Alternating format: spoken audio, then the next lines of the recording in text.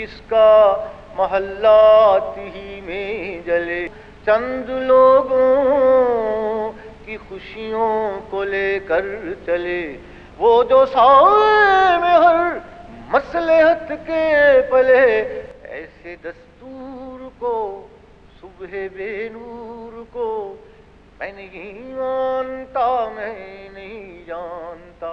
दस्तूर का मिसरा जैसे हमने देखा,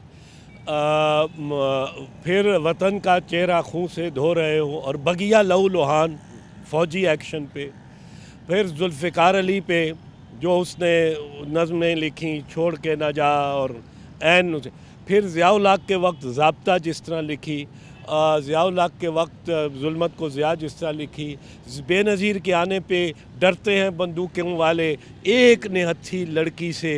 ये जालिब का जो वाक़अतन मिसरा था, ये ज़बान ज़द आम ही सिर्फ नहीं था होता, बल्कि अवाम की ज़बान होता था और उनकी ख्वाहिशात को वो एक दम पेश कर देता था छोटे से मिसरे में, छोटी सी बात में। एक उनका हमें पीपल्स पार्टी में लोगों ने कहा बीबी को जाके कि उन्होंने 88 की इलेक्शन में कि जालिब ने आपके ख़िलाफ़ लिख दिया। लिखा क्या था उसने, बल्कि 88 नहीं 93 की इलेक्शन में। मैंने कहा यह तो आपके हक़ में लिख दिया। उसने कहा कि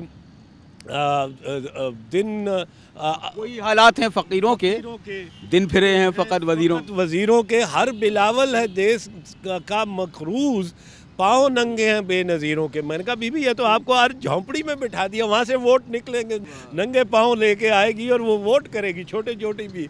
तो वो फिर आके मतलब है कि ये जालिब का एक कमाल था कि उसने हर अहद की जो उस वक्त लोगों ने महसूस किया, अवाम ने, गरीब ने, वो उसने एक मिसरे में बयान कर दिया। और वो आग की तरह, जंगल की आग की तरह वो मिसरा हर तरफ चल पड़ा। जब भी मैं जेल में किसी से मुलाकात साथी से करने जाता हूँ, तब भी जालिब की मुलाकात याद आती है। नज़्में उसकी लम्हा ब लम्हा जालिब तो याद आता रहेगा जब तक पाकिस्तान से जुल्म, इस्तबदाद और जबर और लुटेरों का निज़ाम नहीं ख़त्म होगा और किसान और मज़दूर का निज़ाम नहीं आएगा, जालिब याद आता रहे। देखिए, मुझे यूँ याद है कि 12 फरवरी 1983 हॉल रोड से हमारा जुलूस निकला ख़वातीन का, और वो ज़ियाउल हक़ के इस्लामाइजेशन के ख़िलाफ़ था, जहाँ पे बहुत सारे कवानीन औरतों के ख़िलाफ़ बनाए गए थे और कुछ बनाने थे। ये हमारे दफ्तर के बाद से जुलूस था और हम औरतों ने जाके एक petition chief justice of Lahore high court को देनी थी, मगर निकलने से ही पहले पुलिस ने हमें रोक लिया। जालिब साहब हमारा वेट कर रहे थे हाई कोर्ट, और वहाँ पे उन्होंने हमें एक गज़ल सुनानी थी। खैर मैं गई, जालिब साहब को लेके आई। जब तक हम वहाँ पहुँचे तो औरतें बैठी हुई थीं धरना देके। जालिब साहब ने वहाँ पे अपनी नज़म पढ़ी, बेयार और मददगार नहीं हम। कोई औरतों को जोश, कोई जज्बा, उन्होंने कॉर्डन तोड़े, निकली, भागी वहाँ से, और खूब पिटी औरतें भी और साथ ही जालिब साहब भी, और वो तस्वीरें अभी तक मौजूद हैं।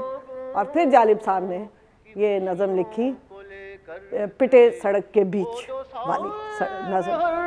मसलहत के पले, ऐसे दस्तूर को सुबह बेनूर को मैं नहीं मानता, मैं नहीं जानता। जालिब साहब जब मियाँ वाली जेल से निकले तो जेल की सख्तियाँ, तंगदस्ती, बेरोज़गारी ने उन्हें बड़ा निढाल कर दिया था।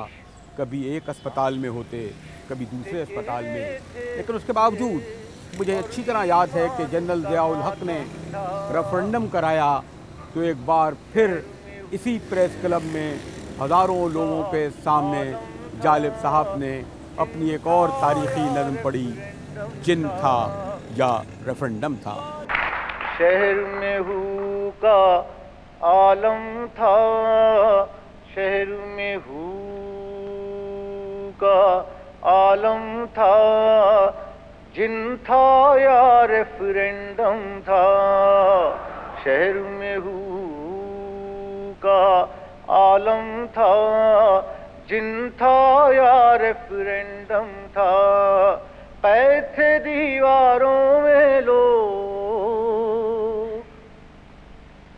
पै थे दीवारों में लोग, बाहर शोर बहुत कम था,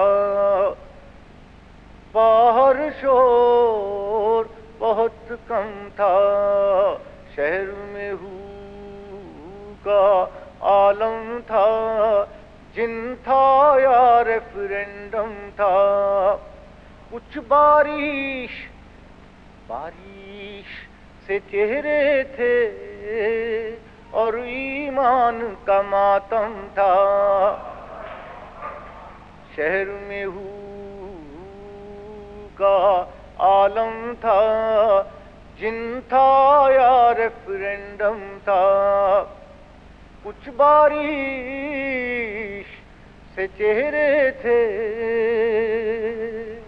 और ईमान का मातम था, मरहूमीन मरहूमीन शरीक हुए। एक साहब ने कहा कि कल ही अब्बा मरहूम से मुलाकात हो गई, मुझसे पहले ही वोट देके गया। मरहूमीन शरीक हुए, सच्चाई का चेहलम था, या वादा था हाकिम का, या अखबारी कालम था,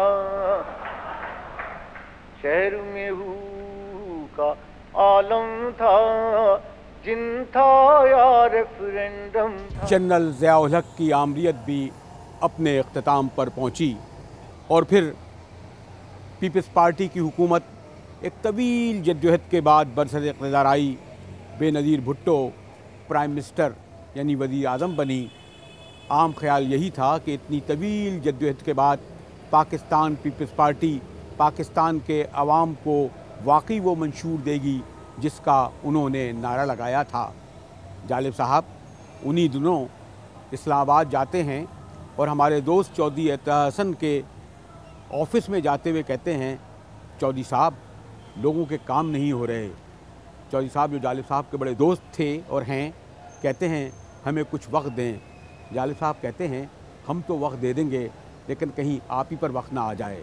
और फिर वहाँ पर यानी इस्लामाबाद में शाम को वो गज़ल पड़ी जिसने बाद में बड़ी शोहरत पाई कि वही हालात हैं फ़कीरों के, दिन फिरे हैं फ़कत वज़ीरों के, हर बिलावल है देश का मकरूस, पाँव नंगे हैं बेनज़ीरों के।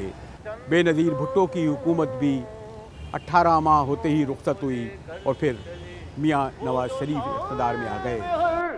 मसलहत के पले ऐसे दस्तूर को, सुबह बेनूर को मैं नहीं मानता, मैं नहीं जानता। मैंने मेरे अस्पताल में जालिब साहब से कहा कैसे हैं। जालिब साहब ने बुझती आँखों और डूबती हुई आवाज़ में कहा, यार मुजाहिद अली मारे गए ना। जालिब साहब ने ये बात कुछ इस तरह कही थी कि मैं कोई उनको जवाब नहीं दे सका। कहता भी कैसे कि अगर हुक्मरानों की तब्दीली के साथ जालिब साहब ने अपनी ज़िंदगी में तब्दीली लाई होती तो कभी का वो सुख और चैन की ज़िंदगी गुजार रहे होते। अयूब खान के ख़िलाफ़ आमरीत ख़त्म हुई तो याह्या खान के ख़िलाफ़, याह्या खान के ख़िलाफ़ जद्दोजहद ख़त्म हुई तो भुट्टो के ख़िलाफ़, और भुट्टो के ख़िलाफ़ ख़त्म हुई तो ज़िया-उल हक के ख़िलाफ़। जालिब साहब एक ऐसा चेक थे जिसे कैश कराने की हसरत हर आमिर वक्त के दिल में मचल मचल कर दम तोड़ गई। मैं हूँ शायर ज़माना, मेरा और है फसाना। मैं हूँ शायर ज़माना, मेरा और है फसाना। तुम्हें फिक्र अपने घर की, मुझे हर गली का गम है। तुम्हें फिक्र अपने घर की, मुझे हर गली का गम है, तुम्हें फिक्र अपने घर की।